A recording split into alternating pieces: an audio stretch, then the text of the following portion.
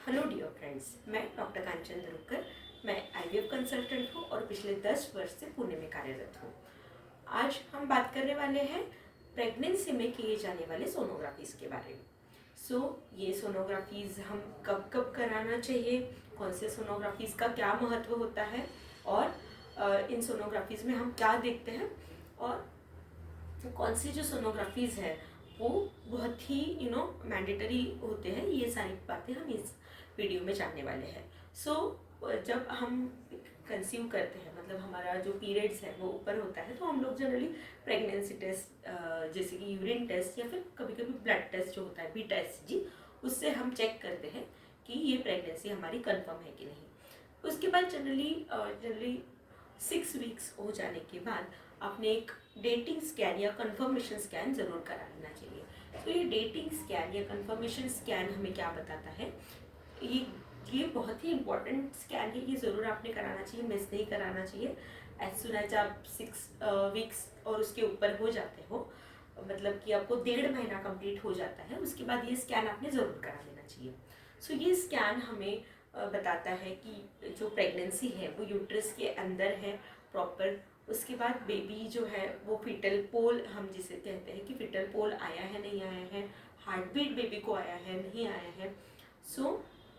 और उसके अलावा और कुछ प्रॉब्लम नहीं है, जैसे कि हम जिसे बोलते हैं कि सब कोरियोनिक ब्लीड वगैरह, हीमाटोमा कुछ नहीं है। ये सारी चीज़ें हमें इस स्कैन में बता देती है। और अगर आपका डेट्स का भी कुछ आप कंफर्म नहीं हो डेट्स के बारे में, तो ये डेटिंग स्कैन भी हम इसे कहते हैं। कंफर्मेशन के साथ साथ इसे हम डेटिंग स्कैन भी कहते हैं, जो हमें कंफर्म कराता है कि यस, जो डेट्स हम पकड़ के चल रहे हैं वो ओके है नहीं।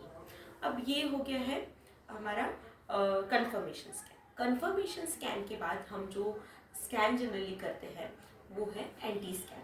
पर उसके पहले भी आप एक स्कैन करा सकते हैं। अगर किसी को हाई रिस्क प्रेगनेंसी है, थोड़ा प्रीवियसली मिस्ड अबॉर्शन वगैरह की हिस्ट्री है, प्रीवियसली कुछ मिसकैरेजेस की हिस्ट्री है, तो उनके केस में हम लोग एक 8 वीक्स का को फिर से एक बार हार्ट बीट और ग्रोथ चेक करने के लिए एक स्कैन कर सकते हैं, जिसको हम ग्रोथ स्कैन कहते हैं। ये 8 वीक्स का एक स्कैन हम करा ले सकते हैं। इसमें हम लोग ग्रोथ बेबी का बराबर 2 महीने पूरा हुआ है कि नहीं 8 वीक्स, और उसके साथ हार्ट बीट बेबी का प्रॉपर है कि नहीं ये देख लेते हैं। But it is not every time mandatory, I would say. उसके अलावा अब जो इम्पोर्टेंट स्कैन होता है वो है 12 वीक्स के में होने वाला स्कैन। ये एक्चुअली 11 to 14 वीक्स में आप कभी भी करा सकते हो, जिसे हम कहते हैं एंटी स्कैन। अब ये एंटी क्या है, तो एंटी इज नकल ट्रांसल्यूसेंसी। नकल ट्रांसल्यूसेंसी मतलब जो बेबी का नेक रीजन है उसके पीछे जो थिकनेस होता है, मतलब उसे हम कहते हैं एंटी।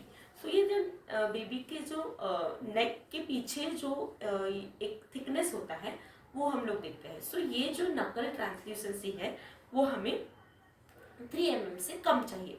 अगर ये जो नकल ट्रांसल्यूसेंसी मतलब एंटी स्कैन भी इसे कहा जाता है, तो एंटी अगर हमारा ज़्यादा है, बड़ा हुआ है, तो हमें फर्दर टेस्ट और कुछ इन्वेस्टिगेशंस कराने होते हैं।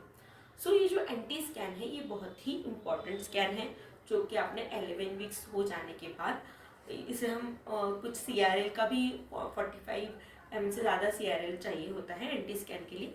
ये भी हमें एक देखना होता है, और 11 to 14 वीक्स तक आप ये एंटी स्कैन करा ले सकते हो। एंटी स्कैन ये बहुत ही इंपॉर्टेंट है। इसके साथ आपने ज़रूर एक either you can do is a double marker test, या फिर एक NIPS करके टेस्ट होता है, non invasive prenatal screening.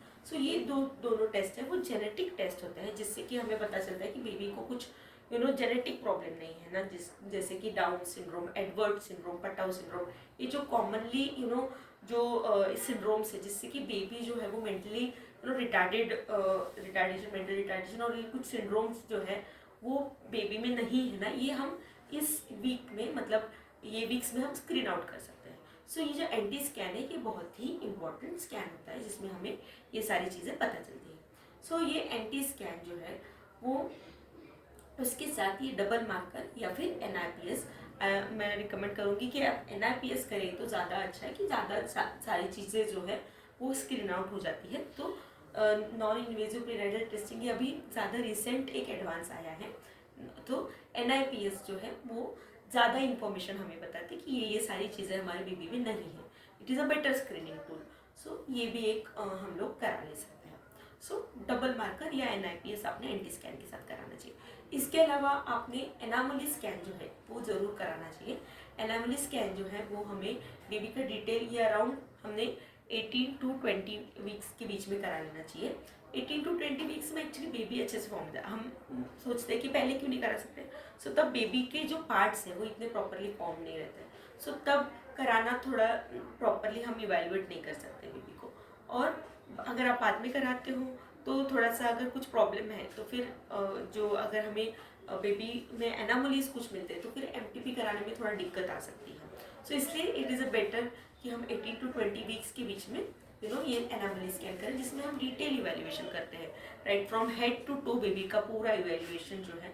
Generally ये प्रॉपर एक्सपर्ट रेडियोलॉजिस्ट या फिर जो भी फिटल मेडिसिन एक्सपर्ट है उनसे आपने ये स्कैन जरूर करा लेना चाहिए। ये बहुत ही इंपॉर्टेंट स्कैन होता है जिसमें कि हम बेबी का हेड प्रॉपर डेवलप हुआ है कि नहीं, स्कल डेवलप हुआ है कि नहीं, आईज बने हैं कि नहीं, नोज माउथ पैलेट बना है कि नहीं बराबर, हार्ट बेबी का बना है कि नहीं, 4 चैम्बर्ड हार्ट दिख रहा है कि नहीं, उसके अलावा स्टमक, लीवर, ये सारी चीज़ें, किडनीज बराबर दिख रही है कि नहीं, ब्लैडर, और उनके जो बेबी के हाथ पैर फिंगर्स इवन बराबर है कि नहीं, कि फिंगर्स चिपके हुए वगैरह हैं। ये सारी छोटी छोटी जो माइन्यूट चीज़ें हैं हमें इस एनामली स्कैन में दिखते हैं। सो ये बहुत ही इंपॉर्टेंट स्कैन होता है। तो ये जो स्कैन है ये हमें प्रॉपर एक बताता है कि बेबी जो हमारा बना है 5 मंथ्स का जो हो चुका है वो प्रॉपर बना है कि नहीं एनाटॉमिकली। सो हाँ, कहीं थोड़े से इसमें रिस्ट्रिक्शन है, जैसे कि विजन जो है वो है ये नहीं पता चलता है, पर मैक्सिमम जो भी चीज़ें हैं जो ग्रॉस एनामोलीज है वो ज़रूर इसमें रूल आउट हो सकती है। अब इसके अलावा हम कौन से स्कैन्स करते हैं after you reach your last trimester, मतलब कि आपका जो लास्ट की जो 3 मंथ्स है उसमें हम लोग एक डॉपलर स्कैनिंग करते हैं। अब ये डॉपलर क्या बताते हैं हमें, it is a growth scan.